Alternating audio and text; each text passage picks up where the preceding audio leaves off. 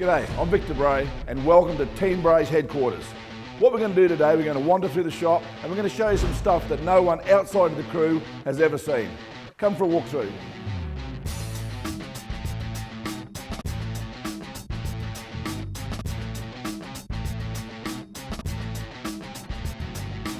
Righto, well this is where we work on the beast. This is the area that we work on the door slammers. What we have here, this is my 1957 Chevy. I think I've had it since 2002. The quickest time it's been is 5.95 seconds. It's been 247 mile an hour. It's powered by a 511 cubic inch Chrysler Hemi. It's supercharged, fuel injected, big injector head up the top here, magneto hanging out the top. The RPM of the engine is super important. The faster the supercharger, which is an air pump, turns, the more air goes into the motor. Well, the limit on revving a big Hemi motor like this higher is the valve train. And what controls the valve train is the camshaft profile. We're shifting about 10.3, 10.4. Ben shifts up about 10.5, 10.6. A 426 Hemi was originally developed only to rev to about 6,500 RPM, and we're taking to 10,500 RPM. These cars run on methanol, which is methyl alcohol. The methanol is obviously a very volatile fuel. You have to put a lot more volume into the engine than what you put in with petrol, say, or gasoline. What it is, it actually will stand a lot more pre-detonation, and you tune the car for the methanol, which is about 2.4 times the volume of fuel. And it does have its disadvantages, has to be stored very well. It attracts water, it's hydrated very easy. It's probably not obvious straight off the bat, but these engines have an incredible amount of safety built into them. Now, one of the things that stands out is obviously these straps here, the straps that hold the supercharger down to the side of the exhaust, and this big bag that goes around the supercharger. What happens is if one of these things explodes, that's not to protect so much the driver, that's to protect the general public standing in the stands. The reason that the blower can come off is because it's only held on by 8 aluminium bolts, and those bolts have been actually pared away to break away at about 65 pound each. So if it ever backfires and goes bang, right, the supercharger just coughs up and just sort of sits there. And also deep down in here we have little burst panels. The panels are just really thin aluminium that have been creased, and if it does go bang, they open up so a lot of the explosion can get let out under the bonnet. All the other safety stuff that we had, I mean, it's all inbuilt into the car itself. As far as the engine stuff goes, we use titanium clutches, we use titanium bell housings to contain any explosion. The running gear stuff, the stuff inside the car, the stuff that's reciprocating and turning, all has some way of containing it in case it breaks or blows up. So that's probably pretty much the engine. We've got some new head technology coming. We're working hard on the camshafts to make sure we stay at front there. These engines now are probably pumping out around 3,800 horsepower at about 10,500 RPM. Something pretty crazy. Wouldn't have thought that many, many years ago. And here we have the other half of Team Bray's assault on the Australian Top Door Slammer Championship. This is Benny's car. He drives it, builds it, tunes it. So, Benny, take it away. How you going, guys? As Dad said, this is my car. This is the one I get to steer down the track all the time. The differences between the two cars, as you can tell, I'm a little bit more late model, he's a little old school. But you get that in life. That's the pleasures of us being about 30 years apart. My car's a lot more aerodynamic. I run a little bit different rear end in the 4-link area just because a bit later technology, a newer car, so hopefully upgrade his to that one day soon. My car's obviously lighter. I'll let you work out that reason. Outside of that, they're very similar cars, like because we both share data and do all that as a team, there's no use having two cars and having them so far apart that you can't use what we do together. If you ever watch us at the drags, I can do a run probably about 2 or 3 pairings in front of him, and if it all fails, he knows what to change, and if it goes good, he knows that he's got to be on his game and be ready to steer it. But outside the cars and everything else, we all know that the only thing that really matters is ET in drag racing, and this one's a little bit quicker than his with a 586 at 250 mile an hour, so that makes me number one. Okay, time to move on, guys. Yeah, whatever.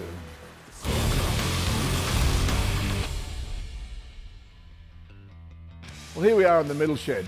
In this shed here is where we park the transporters. The team uses 2 B-double transporters. The way they're set up is the 2 back trailers are actually workshops, full of tools and benches and stuff to work in. And then one of the front trailers is used entirely for merchandise, and the other front trailer is mainly an office for all the data acquisition, but it does have some bunks in it and some spare parts that store in there. Without them, we can't do the miles that we do, we can't go to the events we go to. We do split them up a little bit, as long as one's drag racing and one's burnout cars. Which brings me to those 2 cars in the middle there. We make them like replicas of our drag cars, but there is some real subtle differences in the outside looks of the cars, the injector hats, you'll notice, and they don't have slick tyres on the back. They have tyres in the back that we smoke up and make smoke and noise, and we use them at V8 supercar races for demonstrations.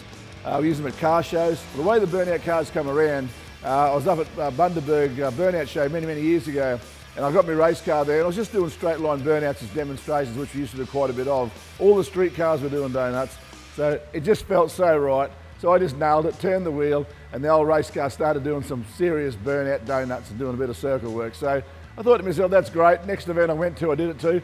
Then I'm sitting there thinking to myself, well, hang on, you're doing donuts in the middle of the burnout pad this weekend. Next weekend you're going to go and do 220 mile an hour in the same car. Not a great look. So then we went off and built the burnout car, and the burnout cars evolved from there.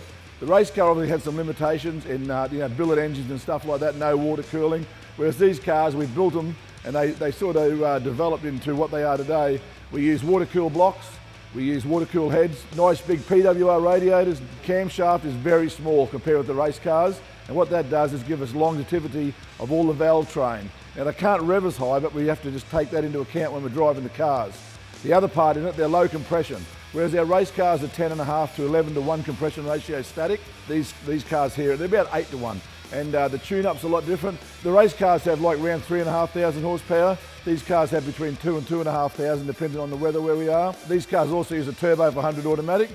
And that is the main differences in the car mechanically. Externally, they're supposed to look like the race cars, but there is some real differences under the hood.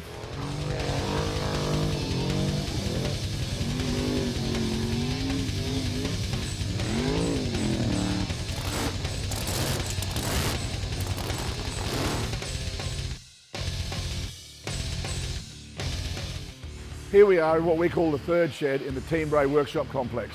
In this shed we have a bit of storage in here. We store some of these classic cars of the team. And up the other end there we've also got fabrication, fiberglass, welding, machining, but I actually can't take you up there right now because there's a new car we're building for Benny up there. It's actually a burnout car, it's a GM product, 1963 model. There's a hint for you. What we have here is the Toyota Celica. It's owned by Rod Harvey from New Zealand. He's a New Zealand drag racing champion. He's also won a lot of championships over in Australia. One of my favourites, 1951 Buick lead sled. This car came out of the United States. It's powered by a V8 motor. It's a 455 V8 motor, and it's just a real good car to cruise in. This one here is a lowrider. This one here has hydraulics on it, and we drive around the roads on it. It's a pretty cruisy car. It's actually owned by Marie, but it's a 1958 Chevy Impala. We love cruising in it. We've had it for a lot of years. It's been in the Bray family for a long time. Classic 1956 Buick Special. The only thing I've got to tell you about these cars, when you come to a corner, you wish they'd already invented stabiliser bars, because boy oh boy, don't they body roll. 1964 Chevy Impala. Again, this is one of Marie's cars. Every time I've done something naughty, I've had to buy Marie a car. That's why she has so many. This is Benny's creation. It's the fastest four-cylinder car in Australia at the moment. The stuff that's going on nowadays is just amazing with all the ECUs and stuff, but I might let Benny tell you a little bit more about that one. It's got 4 wheels, it's got a 4-cylinder motor and turbo. Yet it goes as fast as my door slammer did a few years ago. Yeah. Well, there is one fact that Dad knows nothing about turbochargers, nothing about 4 cylinders, and if it wasn't made in 1957, he don't care about it. So the facts are, today's technology, he's still back there, I'm here. What you're looking at is my Nissan Altima.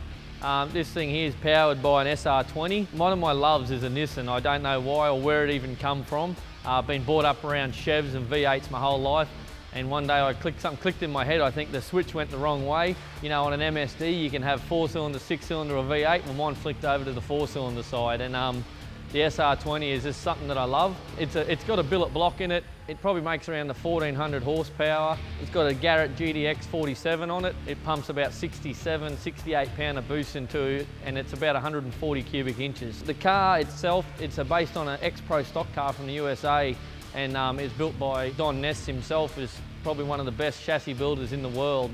Outside of that, it's #1 SR in the world, #2 4-cylinder in the world as well, and it's #1 4-cylinder in Australia. So a privilege to be steering it, to have the great team I have behind me. It's been pretty good. Okay, so in this baby I use the Castrol Edge 10W60. In the race cars we use a 2550, in any V8 that is. And then in my road car, I use a 040 Castrol Edge. Now these engines nowadays obviously are billet, and machined out of one chunk of aluminium. These are the pistons and conrods that we use in the motor. I can tell you now in drag racing, bigger is better because we need air flow. When you've got 60 odd pound on top of a valve seat, you need to be able to flow it. So if the heads don't flow it, air's nothing, no good to it.